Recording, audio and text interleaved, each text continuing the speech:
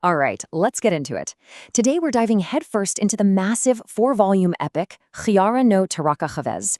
And trust me, this is a huge story, all about family, loyalty, and, the kind of fire that can either forge you together or just burn everything down.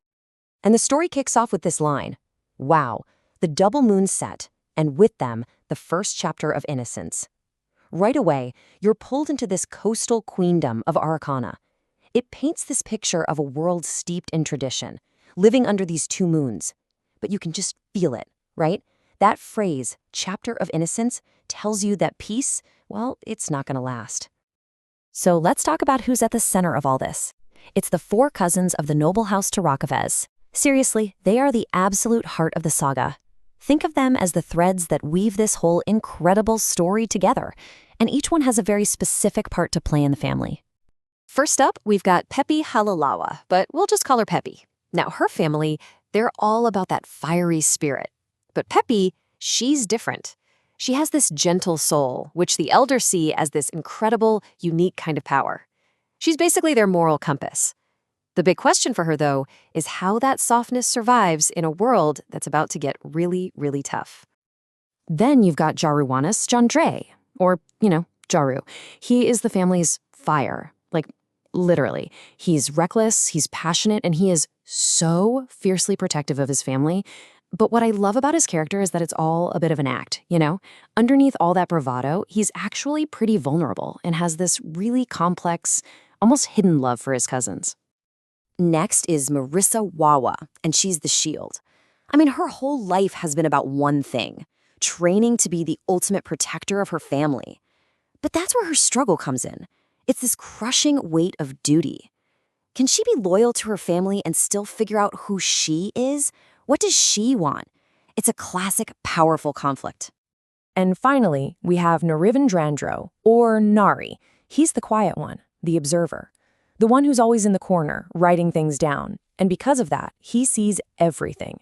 His whole journey is about finding his voice, about finding the guts to step out of the shadows and speak up when it matters most. So you've got this core group, right? Well, things get complicated fast with the arrival of Daro. He's another cousin, but he's an outsider, and he is ambitious.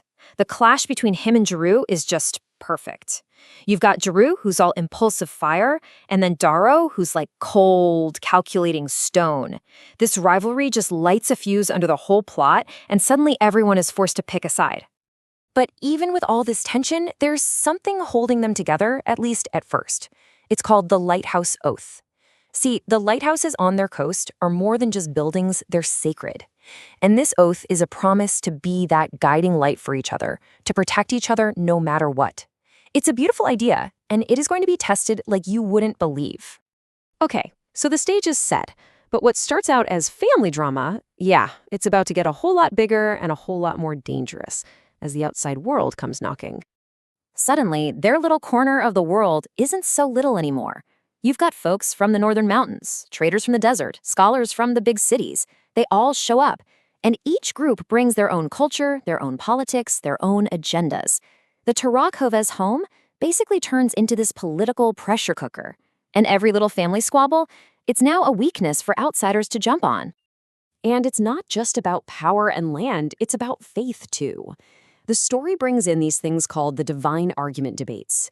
Think of them as public showdowns over religion and belief. But this isn't some dusty philosophy class. These debates have real consequences. They perfectly mirror the personal fights the cousins are having, but now they have to have those fights out in the open for everyone to see.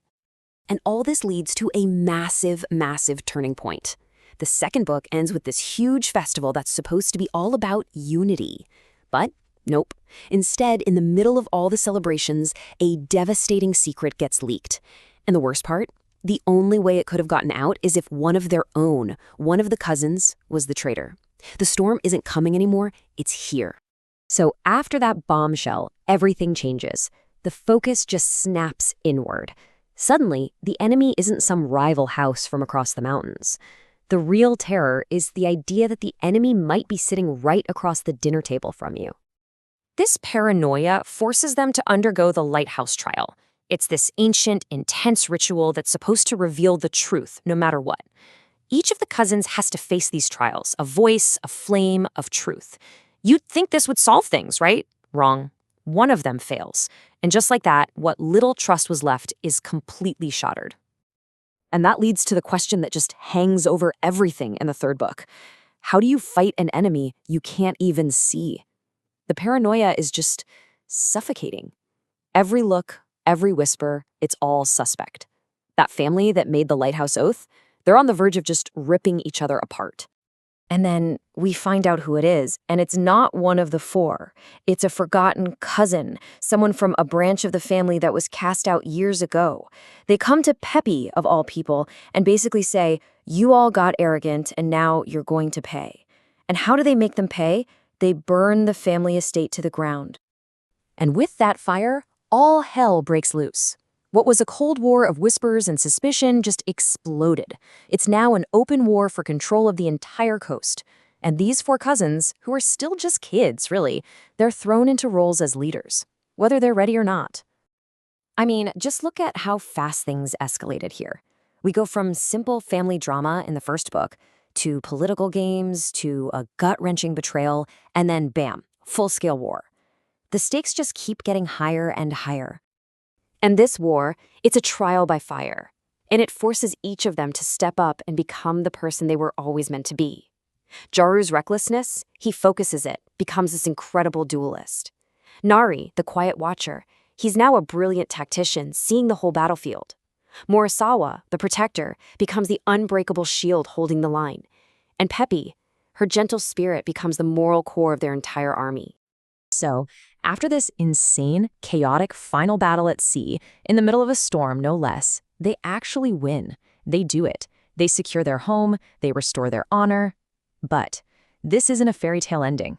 Not at all. The victory feels empty because the cost, the trauma, it was just too high.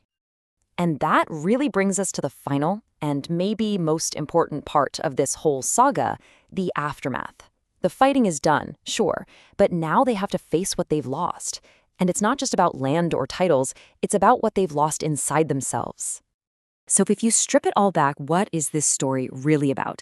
Well, it's a coming-of-age story, but one that happens on a battlefield. It's about trust and what happens when it's completely shattered. It's about the heavy price of duty. And maybe most of all, it's about that terrifying idea that your worst enemy might be your own family. There's this quote from the end of the second book that just sums it all up perfectly. Every thread woven is divine, but some threads burn. It's this beautiful metaphor, right? Their family, their lives are all these threads woven together. But what they learn the hard way is that some of those threads can be burned, and they might never be fixed. And that's where the saga leaves us. There are no neat bows, no easy answers. Just this one giant, lingering question. Sure, they won the war for the land, they saved their home, but what happens when the real fight isn't for territory, but for the very soul of your family? How do you win that war? The story doesn't tell us. It leaves you to think about it.